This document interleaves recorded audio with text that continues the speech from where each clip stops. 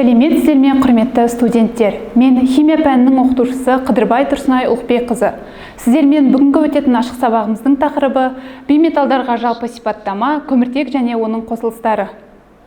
Бүгінгі сабағымыздың мақсаты студенттерге бейметалдарға, оның ішінде көміртектің периодтық жүйедегі орны, атом құрылысы, табиғатта таралуы, химиялық физикалық қасиеттері, ашылу тарихы және де аллотропиялық түр өзгерістері туралы жалпы түсінік беру. Сіздермен жаңа сабақты бастамас бұрын ең алдымен үйге берілген тапсырма П элементтеріне жалпы сипаттама, алюминий және оның қосылыстары тақырыбын бекітіп алайық.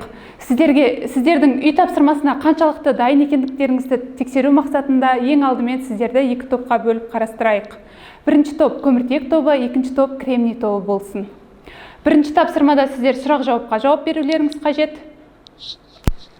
Екінші тапсырмада ойланайық бәріміз. Бұл сайыста сіздерге өткен тақырып бойынша элементтердің қасиеттеріне байланысты жұмбақтар жасыратын боламын. Сіздер қай элемент екендіктерін тауып, әр дұрыс жауапқа 2 ұпай ала аласыздар. Жаңа сабағымыз бейметалдарға жалпы сипаттама. Бейметалдар металдар қатарына жатпайтын элементтер. Менделеев кестесіндегі белгілі 109 элементтің 22-сі бейметалдарға, қалғанның барлығы металдарға жатады. Бейметалдар топырақ массасының 84%, өсімдік массасының 98,5%, және де адам дене массасының 97,5% құрайды. Бейметалдардың ішінен сутек және гелий S элементтеріне, қалғанның барлығы П элементтеріне жатады.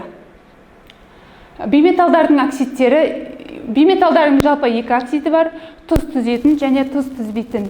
Тұз түзбейтін оксидтеріне азоттың 4 валентті оксиді және де 2 валентті оксиді, сондай-ақ көміртектің 2 валентті оксиді жатады. Ал қалған барлық бейметалдардың оксидтері тұз түзеді. Бейметалдардың тұз түзуші оксидтері қышқылдардың оксидтеріне жатады. Силициум O2-ден басқа барлық қышқылдардың оксидтері суда ериді, нәтижесінде қышқылдар түзеді. Көміртек және оның қосылыстары. Жалпы көміртекке келетін болсақ, периодтық жүйенің екінші периодында 4-ші топтың негізгі А топшасында орналасқан. Атом құрылысы.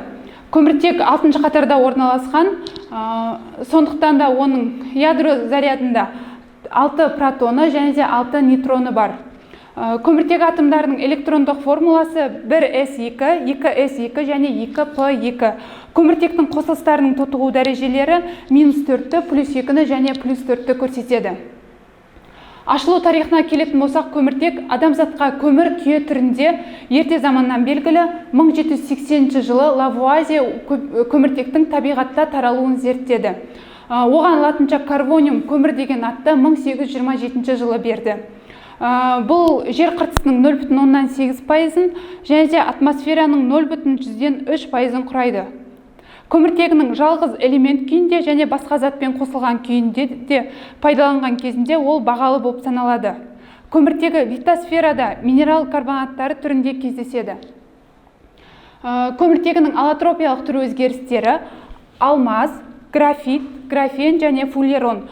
Бұл аллотропиялық түр өзгерістерін сіздерге келесі видеода толық түсіндіріп беретін боламын. Көміртек таралуы бойынша біз білетін ғаламдағы 4-ші элемент. Ол сутегі, гелий, оттегіден кейінгі 4-ші элемент. Басқа ешбір элемент көміртегі секілді алуан түрлі молекулалар түзе алмайды. Сол себепті ол ең маңызды элементтердің бірі. Көміртек органикалық химияның негізгі себебі. Ол тіршілік ететін әрбір ағзаның бойында болады. Қарапайым түрінде өзге атомдар байланыспаған жағдайда көміртек таң қаларлықтай әртүрлі формада кездесуі мүмкін. Бұл көміртек атомдарының 4 ковалентті байланыс түзе алатындығынан, атомдардың өзара әртүрлі байланысуы олардың қандай түрде болатынын анықтайды. Элементтердің физиологиялық түрленуі аллотропиялық түр өзгерістер деп аталынады. Табиғатта көміртектің 4 аллотропиялық өзгерісі бар. Графит көміртектің ең жұмсақ аллотропиялық түрі. Ол өзінен кейін із қалдыратын болатын қара, жылтыр әрі қатты зат. Бұл графиттегі көміртек атомдарының 4 сыртқы электронының тек 3-і ғана өзара ковалентті байланыс үшін қолданылуының нәтижесі. Бұл графиттің қабаттық құрылымын түзеді. Қабаттары құрылымның әлсіздігіне байланысты графит өте жұмсақ әрі тез сынатын материал. Графиттегі әр атомның қосымша электрондары қабаттар арасында бос күйінде қозғалады. Өз орнын жоғалтқан бос электрондар графиттің электр тоғын өткізуіне мүмкіндік береді.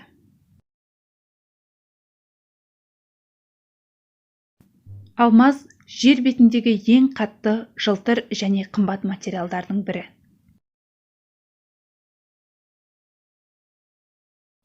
Алмаздағы көміртек атомдары сыртқы электрондарының 4-еуінде тор құрылымындағы өзара коваленттік байланыс үшін қолданады.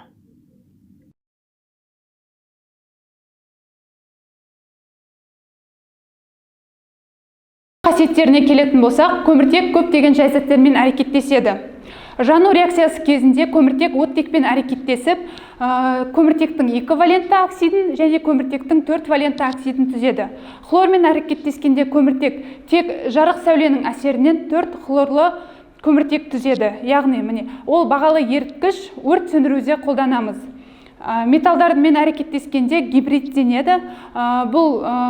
Бұдан біз ацетилен аламыз. Күкіртпен әрекеттескенде күкіртті көміртек түзеді, сутекпен әрекеттескенде метан түзеді. Метанды бәрімізге белгілі, ол отын, табиғи газдардың негізгі құрам бөлігі. Көміртектің күрделі заттармен әрекеттесуі. Сумен әрекеттескенде газдар қоспасы су газы бөлінеді.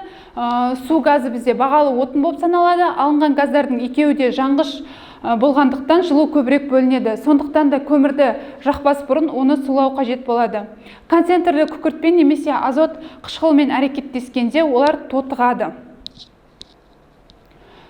Көміртек оксидтері. Көміртектің 2 оксиді бар. Көміртектің 2 валентті оксиді көміртек моноксиді немесе иіс газы деп аталынады. Көміртектің 4 валентті оксиді көміртек диоксиді немесе көмір қышқыл газы деп атаймыз. Көміртек моноксиді, яғни СО. Иіс газы түссіз, иіссіз, дәмсіз, ауадан сәл жеңіл, улы газ. Судан нашар ериді.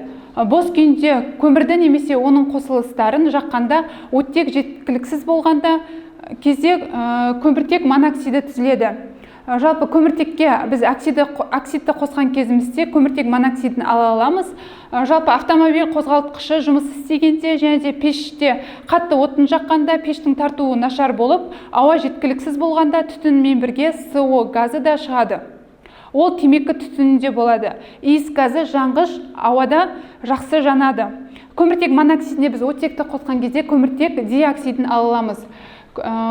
Иіс газдың физиологиялық әсері көміртек моноксиді СО газын иіс газы деп те атаймыз. Оның ауада 0,2% болуы ол өмірге қауіпті болып саналады. Тұрмыста көміртек 2 валентті оксидімен уланғанда иіс тиді деп айтып жатады. Сондықтан да иіс газы деген атау алған. Оның улы болу себебі СО2 мен тыныс алғанда қандағы гемоглобин мен оттекке қарағанда СО газы берік байланыс түзіп, оттектің организмге келуі нашарлайды. Иіс газмен улану белгілері адамда қан түсі ашық қызыл болады, бас ауырады, жүрек айниды және де есінен танып қалуы мүмкін. Көміртек диоксиді СО2 көмір қышқыл газы, иіссіз, түссіз, ауадан 1,2 есе ауыр газ. Ол жанбайды және де заттардың жануын қолдамайды. Оның қасиетіне сәйкес өрт сөндіруде қолданылады. Көміртек оксидтерінің химиялық қасиеттері сілтілермен әрекеттесіп, 2 қатар тұз түзеді. Яғни натрий карбонатын, натрий гидрокарбонатын түзеді. Осымен сіздермен жаңа сабақты аяқтайтын боламыз. Жаңа сабақты бекіту үшін бірінші тапсырма сіздерге тест тапсырмалары, әр топқа тест беріледі. Ал екінші тапсырмада, бұл тапсырмада сенесің бе, сенбейсің бе ойыны арқылы бүгінгі тақырыпты қаншалықты түсінгендеріңізді тексеретін боламыз. Әр дұрыс жауап арқылы студенттер өз тобына 2 ұпай алып келеді. Үшінші тапсырмада кім жылдам ойыны? Бұл ойында әр топтың топ басшылары есеп шығару арқылы өз білімдерін көрсететін болады. Ал төртінші тапсырмада шешімін тап сайысы. Мынадай айналымдардың реакция теңдеулерін жазыңыздар. Бесінші тапсырмада үш тіл тұғырым атты тапсырма. Бұл екі топқа ортақ тапсырма. Бұл жерде сіздер бүгінгі жаңа сабақта өткен жаңа сөздерді, яғни глоссарийлерді үш тілде жазуларыңыз қажет. Алтыншы тапсырмаға келетін болсақ, кім шапшаң сәйкестендіру тесті. Бұл тапсырмада әр дұрыс жауапқа 2 ұпай беріледі. Сабақты қорытындылау. Сіздерге бүгінгі үйге берілетін тапсырма бейметалдарға жалпы сипаттама, көміртек және оның қосылыстары тақырыбын конспектілеу. Шығармашылық тапсырмаға көміртек қосылыстарының Қазақстандағы кен орындары тақырыбына баяндама дайындау қажет болады. Осымен, құрметті студенттер, бүгінгі жаңа ашық сабағымыз аяқталды. Сіздер осы тақырып бойынша сіздер не оқытыңыздар, не түсіндіңіздер, сіздерге сабақ ұнады ма, кері байланысқа шығып тапсырмаларды орындаңыздар.